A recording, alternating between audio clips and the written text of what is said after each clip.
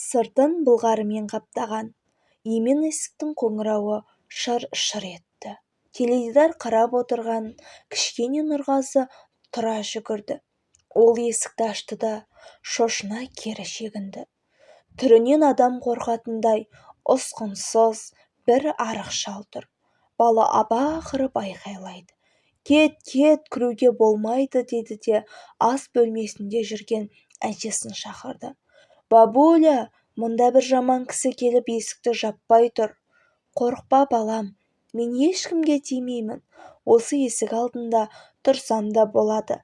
Тек анау әжеңді шақыра қойшы, деп қолындағы таяғына қисая сүйенген қаусаған кәрі адам жалынышты түрін танытты. Жоқ, әжемді шақырмаймын. Кет дедім ғой, кетші кәне. Бала шалды кері итеріп, есікті жабуға тырысып бақты. Әжесі ас бөлмеден дауыстады. Нұрашжан, немене біреу келіп тұр ма? Айттым ғой, бір жаман кісі.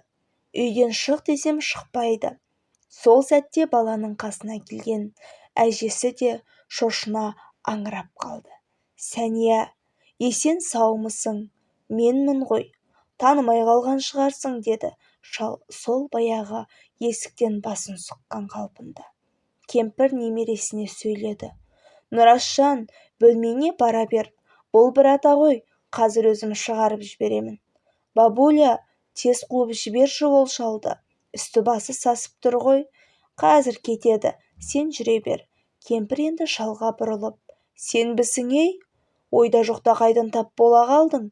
Көктен түстің бе, әлде 7 қат жер астынан шықтың ба? Деді, зілді табалағаннан гөрі таңырқаған түрін аңғартып. Тіршіліктің тәлкегінде жүріп, тірелген жерім осы болды, Сәния. Мынау астыңғы қабатта орыстың өлген кемпірінің бір бөлмелі пәтерін сатып алып, өзіме баспана қып жатырмын. Шалдың шүңірейген екі көзінің ұясынан жасаураған кірпіктері қыпылықтады. Баяғыда ауыл адамдары жақсы ит өлімтігін көрсетпейді деуші еді. Менің жаман ит болғанымды өзің көре қалдың ғой. Сәния, өлер алдымда сендерді сырттай болса да көріп жүруді ойлаған едім. Ей, ғұмыр бойы жапанда жалғыз өзі өкіріп бақырып, көрінген сиырдың соңынан қалмай ел кезіп кетіп, әбден қартайған шағыңда бұзаулар байланған көгеннің сыртындағы тезек төсенген дөңеске келіп жататын саспақ бұқадай жағдайда екенсің ғой. Кемпір бұл жолы да кекесінен гөрі келісімін сездірген ыңғайын білдіре сөйледі. Тентектің ақылы түстен кейін деген болып тұр. Қалай табаласаң да орынды, Сәния. Жоға, енді табалап не тындырмақпын. Болар іс баяғыда болған, бояуы сіңген. Қалай дегенде де сақалды басыңмен осында келіп қалған екесің. Қуыс үйден құр шықпа дейтін ата салтымыз бар емес пе? Шайға отыр. Ақыры астыңғы қабатта көрші боп жатырсаң, ерөлік есебінде болсын. Қазір бала келін жұмыстарынан келер. Балаларыма сені баяғыда ауылда бірге оқыған кластасым еді. Сендердің әкелеріңнің жақсы жолдас еді деп таныстырармын. Осыны ойыңда ұста, деді кемпір билік кесімін айтты. Алла разы болсын, Сәния. Шынымды айтсам, мен мұндай ықылас пейілді сенен күткен жоқ едім. Алтынның қолда барда қадірі болмаған екен ғой. Осылай сөйлей берсе, шалдың кемсеңдеп қалар кейпі байқалды. Оны толық байқаған кемпір де тез тіл қатты. Жарайды, әңгімені тереңдете берме. Одан енді пайда жоқ екенін сезетін шығарсың. Шешін, қалада қолға су құймайтынын әбден көзің үйренген шығар. Ана орынға барып жуынып ал. Қыстың кезі еді. Шалдың үстінде жағасы қырқылған ескі қысқа тоны бар екен. Онысын шешіп алып, кіреберіс есіктің түбіне тастай салғанды. Киіміңді еденге тастама. Анау отырғыштардың бірінің үстіне қоя сал. Кемпір ол шаруаға да билігін жасады. Есіктен Биғазы мен Бисара кірді. Жігіт отырғыштағы арық шалды көріп, аңырып қалғандай іркіліп, сүлесоқ сәлемдесті. Келіншек болар-болмас ернін жыбырлатты. Бұлар біздің балаларымыз ғой. Кемпір келгендерді қысқа таныстырды. Бұл кісі жаңадан көрші боп жатырған бір аталарың. Кезінде менің кластасым болғаны бар деп шалға назар аудартты. Әкесі келген соң Нұрғазы шағынып жатыр. Папа, бұл шалды мен үйге кіргізбей қойғанмын. Бабуля ғой, танитын едім деп, саспақ бұқа сияқтысың дей ме? Бірдеңелерді көп айтты. Саспақ бұқа деген не? Ол сиырдың ұрғашысы ма? Үйде отырғандардың бәрі күлді. Әкесі баласына бұрылды. Мына ата келмесе, сен бұқаның қандай мал екенін білмей қалуың мүмкін екен ғой. Кейін өзім түсіндірермін. Кәне ақсақал, дастарханға отырайық. Қош келіпсіз. Маманың сізде кластасы бар екенін білмеппіз ғой деп Бейғазы столдағы өзінің орнына жайғасты. Мен елден ерте кеткенмін. Алыста, басқа қалада тұрдым. Шал сығырайған көзімен кемпірге бір қарап қойды. Әкемізді білетініңіз жақсы болды. Біздер ол кісіні дұрыс көрмей қалдық. Марқұм Молдағазы деген қандай адам еді. Қалай ойласақ та әкемізді көз алдымызға елестете алмаймыз. Ол кісінің суреті де жоқ. Анамыздан сұрасақ, әкелерің баяғыда жала жабылып сотталып Сібірге айдалды да, содан тайганың орман арасында жаурап өліпті дегенді ғана айтады.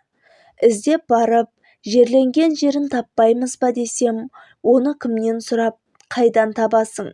Әкесіз балалар да күн көріп жатыр емес пе? Сонау жылғы алапат соғыста талай бала жетім қалған. Үкімет оларды өлтірген жоқ.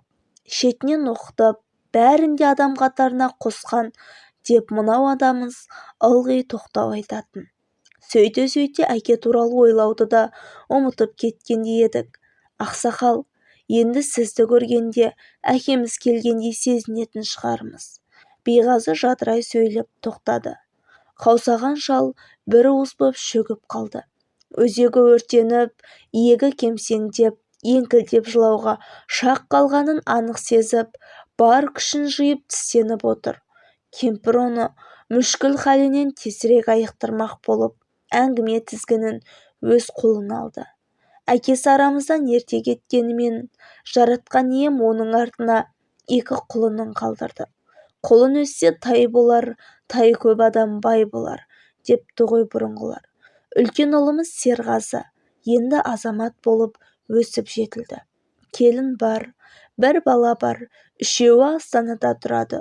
Ол әкеден 4 жасында қалған.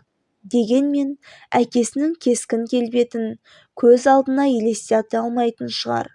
Ал мына Бейғазы әкеден 2 жасында айырылды. Бұл жалпы ештеңе білмейді.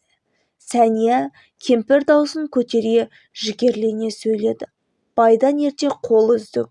Ол кезде 2 бала тапқан әйелдердің ешқайсысы құрсақ көтеруді тоқтатпайтын еді. Біздің тұғырластарымыздың бір қатары 10 шақты бала туып, шетінен алтын жұлдыз бен алтын алқаларын тағып алшаңдап жүр. Мен болсам, қос құлынымды қолтығыма қысып жүріп, тіршілік қылдым. Құдайға шүкір, алға ұстаған мұраттарыма жеттім бе деп, күнде тәубеге келемін.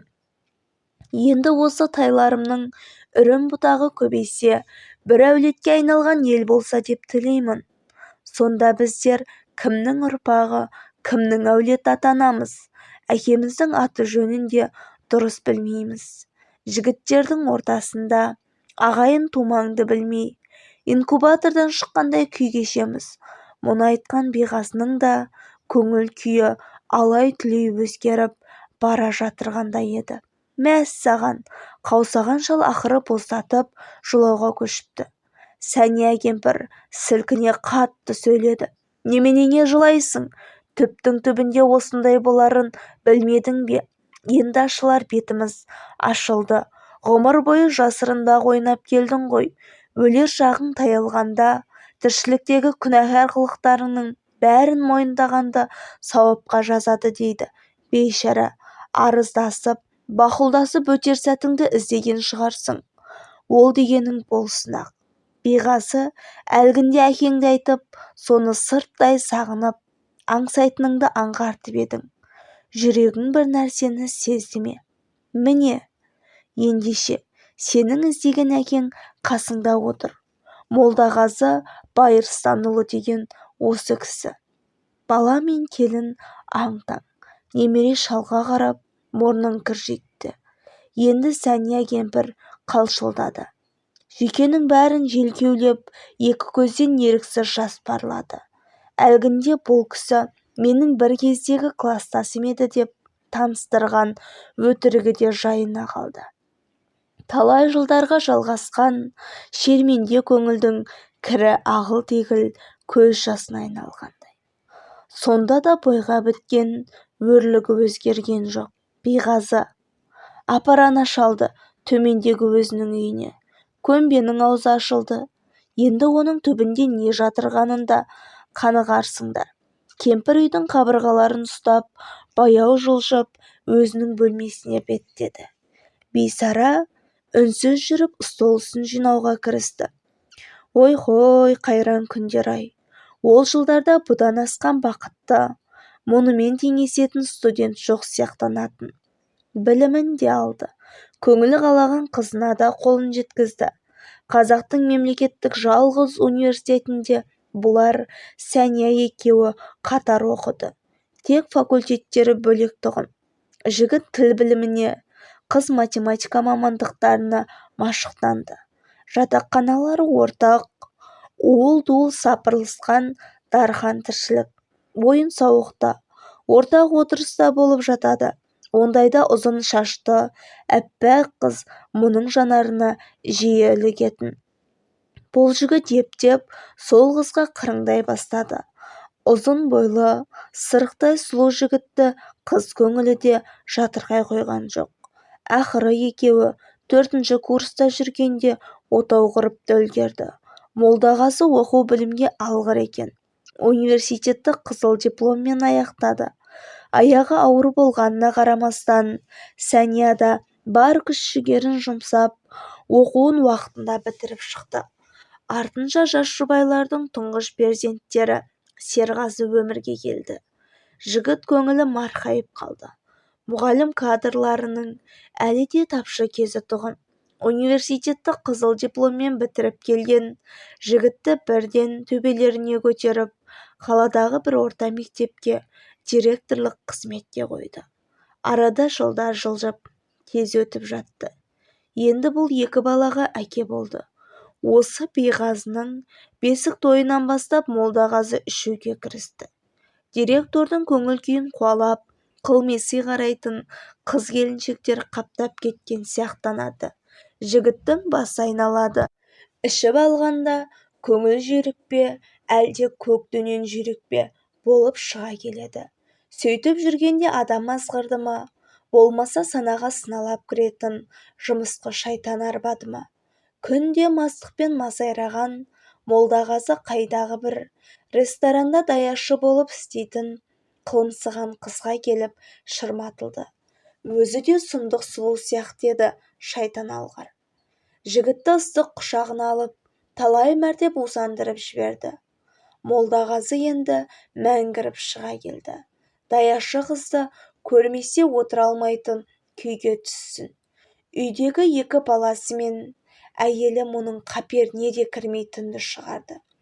Қиянға кетеміз, көз құрып көріп құлақ естімейтін жерде боламыз. Башқұртстанға барамыз. Онда менің туыстарым тұрады. Сылқылдап, бұлқылдап, күнде санасын сілкілеген сұлу қыздың соңынан қалай ілескенін жігіт білмей қалды. Мас күйінде қызды қолтықтап пойызға отыра салды. Ақмақ деп айқайлайды осы тұста қаусаған шал.